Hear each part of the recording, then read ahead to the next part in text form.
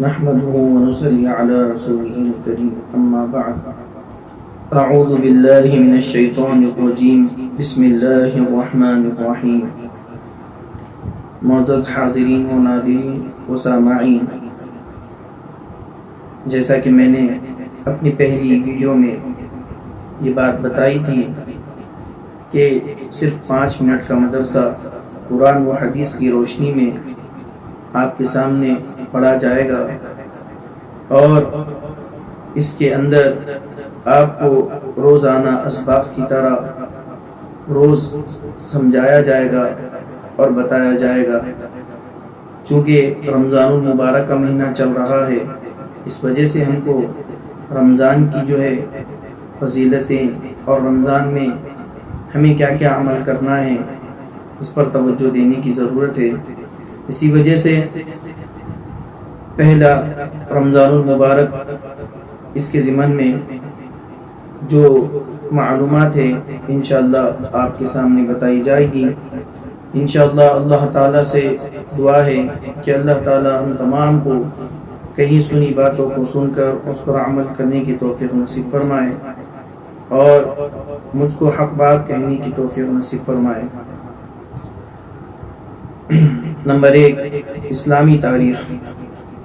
حضرت آدم علیہ السلام وہ پہلے انسان ہیں جن سے دنیا میں بسنے والے انسانوں کی ابتدا ہوئی، لہذا اللہ تعالیٰ نے ان کا بنانے کا جب ارادہ کیا تو اللہ نے سب سے پہلے فرشتوں سے کہا کہ عنقریب میں مٹی سے ایک مخلوق پیدا کرنے والا ہوں جسے زمین میں ہماری خلافت کا شرف حاصل ہوگا۔ چنانچہ حضرت آدم علیہ السلام کا خمیر مٹی سے گوندا گیا، پھر اللہ تعالیٰ نے اس میں روح پھونک دی تو دیکھتے ہی وہ زندہ انسان بن گئے۔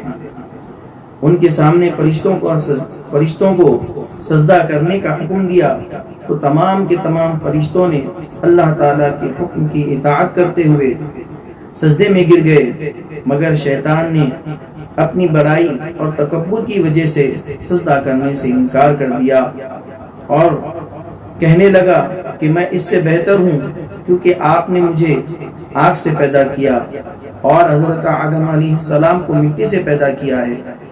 اس طرح شیطان ہمیشہ کے لیے اللہ کی لعنت کا مستحق بن گیا۔ پھر اسی وقت سے وہ آدم علیہ السلام اور ان کی اولاد کا دشمن بن گیا۔ معزز حاضرین، اسلام کی تاریخ کا یہ ایک چھوٹا سا مختصر سا واقعہ آپ کے سامنے پیش کیا گیا ہے، انشاءاللہ اس سے آپ کو بات سمجھ میں آئے گی۔ نمبر 2 تھی اللہ کی قدرت، یعنی اللہ تعالیٰ ان اللہ علی کل شیء قدیر ہے کہ اللہ تعالیٰ ہر چیز پر قادر ہے۔ تو اللہ کی قدرت کے بارے میں آپ کے سامنے یہ بات بتائی جا رہی ہے کہ کھجور میں اللہ کی قدرت۔ کھجور ایک عمدہ قسم کا پھل ہے، ابتدا میں وہ نہایت کمزور حالت میں ہوتی ہے۔ اللہ تعالیٰ نے اپنی حکمت سے اس طرح بنایا ہے کہ ایک دوسرے سے ملی ہوئی ہوتی ہیں، ان پر ایک غلاف چڑھا دیا تاکہ حفاظت رہے۔ پھر جب وہ پختہ اور کامل ہو جاتی ہے تو وہ آہستہ آہستہ وہ غلاف پھٹ کر پھل ظاہر ہونے لگتے ہیں، اور پھر وہ ہوا اور سردی گرمی بھی برداشت کرنے لگتی ہے۔ اللہ کا یہی نظام قدرت تمام درختوں، پھلوں اور پھولوں میں کار فرما ہے۔ معزز حاضرین، یہ جو طرح طرح کے میوے اور ان کے اندر خوشبوئیں اور ان کے اندر مٹھاس، یہ تمام کی تمام اللہ تعالیٰ کی قدرت ہے۔ ہم کو اللہ تعالیٰ کی قدرت کو سمجھنے کی ضرورت ہے۔ نمبر 3، ایک فرض کے بارے میں۔ اسلام کی بنیاد 5 چیزوں پر ہے، اس کا ہم تمام کو علم ہے۔ رسول اللہ صلی اللہ علیہ وسلم نے ارشاد فرمایا کہ اسلام کی بنیاد 5 چیزوں پر ہے۔ نمبر 1، اس بات کی گواہی دینا کہ اللہ کے علاوہ کوئی معبود نہیں اور محمد صلی اللہ علیہ وسلم اللہ کے رسول ہے۔ نمبر 2، نماز ادا کرنا۔ نمبر 3، زکوٰۃ دینا۔ نمبر 4، حج کرنا۔ نمبر 5، رمضان کے روزے رکھنا۔ معزز حاضرین، ہمیں ایک فرض کے بارے میں معلوم ہو گیا کہ اسلام کی بنیاد ان 5 چیزوں پر ہے۔ اب ہم ان 5 چیزوں کا جہاں تک ہو سکا سب کا اہتمام کرنے کی کوشش کرنے کی ضرورت ہے۔ اللہ سے دعا ہے کہ اللہ تعالیٰ ہم تمام کو ان فرائضوں کو ادا کرنے کی توفیق نصیب فرمائے۔ نمبر 4، ایک سنت کے بارے میں۔ سحری کھانا سنت ہے، چونکہ رمضان کا مہینہ چل رہا ہے، اس وجہ سے مناسب ہے کہ سحری کھانا سنت ہے، اس کے بارے میں بھی آپ کے سامنے عرض کرتا چلوں۔ ایک صحابی رضی اللہ تعالی عنہ فرماتے ہیں کہ میں آپ صلی اللہ علیہ وسلم کی خدمت میں آیا تو دیکھا کہ آپ صلی اللہ علیہ وسلم سحری کھا رہے تھے۔ مجھے دیکھ کر آپ صلی اللہ علیہ وسلم نے فرمایا، یہ برکت کی چیز ہے، اللہ نے اس سے تم کو نوازا ہے، اسی لیے تم اس کو کبھی نہ چھوڑنا۔ معزز حاضرین، اس وجہ سے رمضان المبارک کا جب مہینہ آئے تو ہم سحری کا اہتمام کریں، کیونکہ سحر کرنا سنت ہے۔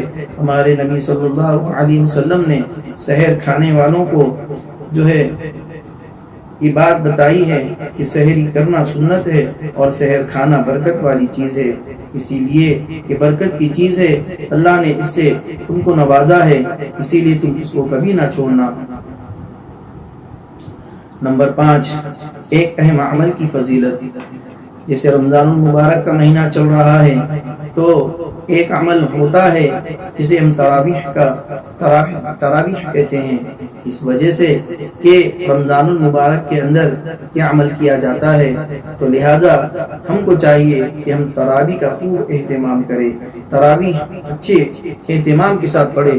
رسول اللہ صلی اللہ علیہ وسلم نے فرمایا، جو رمضان کی رات میں اللہ تعالیٰ کے وعدوں پر یقین کرتے ہوئے اور اس کے اجر و ثواب کے شوق میں نماز تراویح پڑھتا ہے، اس کے پچھلے سب گناہ معاف ہو جاتے ہیں۔ سبحان اللہ، کتنی بڑی نعمتیں اللہ تعالیٰ ہم کو دے رہا ہے۔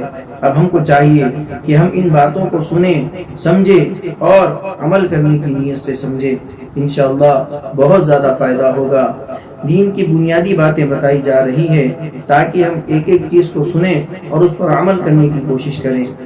اس کے بعد نمبر 6 ہے ایک گناہ کے بارے میں، یعنی حرام غذا کی نحوست۔ رسول اللہ صلی اللہ علیہ وسلم نے فرمایا، اس ذات کی قسم جس کے قبضے میں میری جان ہے، آدمی اپنے پیٹ میں حرام لقمہ ڈالتا ہے جس کی وجہ سے 40 روز تک اس کا کوئی عمل اللہ کے یہاں قبول نہیں ہوتا۔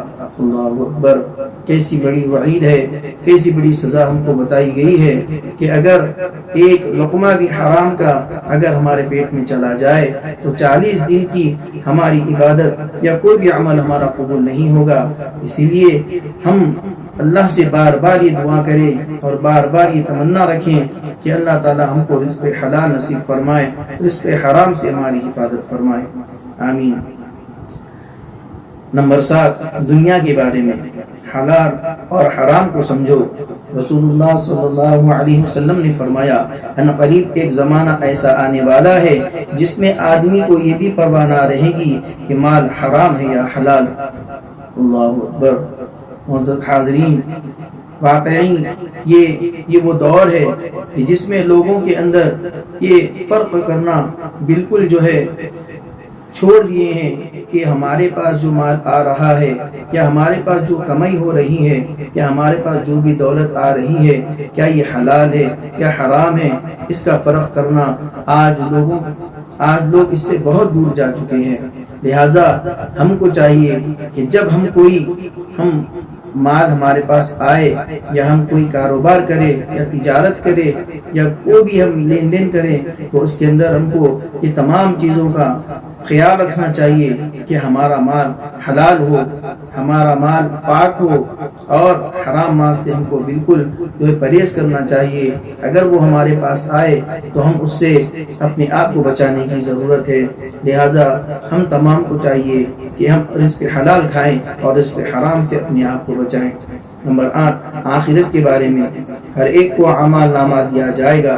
قرآن میں اللہ تعالیٰ فرماتا ہے اعمال کا رجسٹر سامنے رکھ دیا جائے گا تو اس وقت تم مجرموں کو دیکھو گے کہ وہ لوگ ان کے اعمال ناموں میں لکھی ہوئی چیزوں سے ڈر رہے ہوں گے اور افسوس سے کہہ رہے ہوں گے ہائے ہماری کم بختی، یہ کیسا رجسٹر ہے جس نے نہ کوئی چھوٹا عمل چھوڑا اور نہ بڑا عمل چھوڑا، سبھی اس میں محفوظ ہیں۔ ہاں معزز حاضرین، اس بات کا ہمیں ہمیشہ خیال رکھنا چاہیے کہ اللہ تعالیٰ کے پاس ایک رجسٹر بنا ہوا ہے جس میں ہر عمل کا جو ہے ہر اعمال لکھا جا رہا ہے، چاہے آپ اچھے اعمال کر رہے ہوں چاہے آپ برے اعمال کر رہے ہوں۔ جب یہ رجسٹر قیامت کے دن کھولا جائے گا تو پھر ہمارے تمام کے تمام اعمال سامنے پیش کر دیے جائیں گے۔ اسی وجہ سے ہم کو اچھے اعمال کرنے کی کوشش کرنی چاہیے، برے اعمال سے بچنا چاہیے۔ اگر برے اعمال ہو بھی جائے تو پھر فوراً اللہ سے توبہ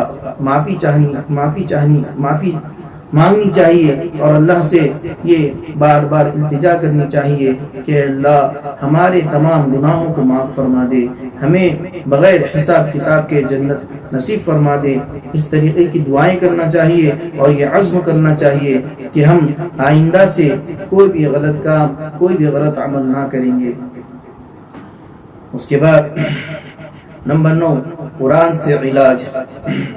معزز حاضرین، جیسے کہ اللہ تعالیٰ نے قرآن کریم میں فرمایا وَنُنَزِّلُ مِنَ الْقُرْآنِ مَا هُوَ شِفَاءٌ وَرَحْمَةٌ لِّلْمُؤْمِنِينَ۔ قرآن ہر مرض کے لیے شفا ہے، جو کچھ بھی مرض آئے انشاءاللہ اگر آپ قرآن پڑھو گے اور پانی پر دم کر کے پیو گے تو انشاءاللہ آپ کو فائدہ محسوس ہوگا۔ ترجمہ، ہم قرآن میں ایسی چیزیں نازل کرتے ہیں جو ایمان والوں کے حق میں شفاعت و رحمت ہے۔ معزز حاضرین، اس وجہ سے یہ تو رمضان کا مہینہ ہے اور اس میں قرآن کثرت سے پڑھا جاتا ہے، اور چونکہ رمضان کے مہینے میں قرآن نازل ہوا ہے لہٰذا ہم زندگی بھر قرآن کو کثرت سے پڑھتے رہیں اور اس سے ہم اپنے آپ کو جو ہے محفوظ رکھیں گے، اس کی برکت سے اور اس کے پانی پر دم کر کے پینے سے ہم تمام کو انشاءاللہ شفا بھی ملے گی۔ اس کے بعد آخر میں قرآن کی نصیحت۔ قرآن میں اللہ تعالیٰ فرماتے ہیں اللہ کے سوا کسی کی عبادت نہ کرو، والدین کے ساتھ اچھا سلوک کرو، رشتہ داروں، یتیموں اور مسکینوں کے ساتھ بھی اچھا برتاؤ کرو، لوگوں سے خوش اخلاقی سے بات کرو، نماز قائم کرو اور زکوٰۃ ادا کرو۔ معزز حاضرین، قرآن کریم ہم تمام کے لیے نصیحت ہے، ہدایت ہے اور کامیابی کا ذریعہ ہے، لہٰذا قرآن کریم کو پڑھنا چاہیے، اس کی نصیحتوں کو سمجھنا چاہیے، اس کے اندر اللہ تعالیٰ نے جو احکام بتائے ہیں ان کو سمجھنے کی کوشش کرنا چاہیے۔ اس وجہ سے جہاں ہم کو جیسا ہو ویسا ہم قرآن پڑھنے کی کوشش کریں، ویسا ہم قرآن کو سمجھنے کی کوشش کریں گے، انشاءاللہ بہت زیادہ فائدہ ہوگا۔ معزز حاضرین و ناظرین، آج کے اس ویڈیو میں آپ تمام کے سامنے 10 باتیں اور 10 عناوین بیان کی گئے ہیں جن کے اندر آپ کو تمام کی تمام باتیں سمجھائی گئی ہیں، لہذا آپ تمام ان باتوں کو سمجھیں اور ایک ایک بات پر غور فکر کریں اور عمل کرنے کی توفیق کریں۔ انشاءاللہ اللہ اس سے ہم تمام کو علم نافع عطا فرمائے اور ہم تمام کی صحیح رہنمائی اور صحیح رہبری فرمائے۔ اللہ تعالی ہم تمام کو ان کہیں سنی باتوں کو سننے کی، سمجھنے کی اور عمل کی توفیق نصیب فرمائے۔ وما علينا إلا البلاغ، سبحان الله وبحمده، سبحانك اللهم وبحمدك، ونشهد أن لا إله إلا أنت، أستغفرك وأتوب إليك۔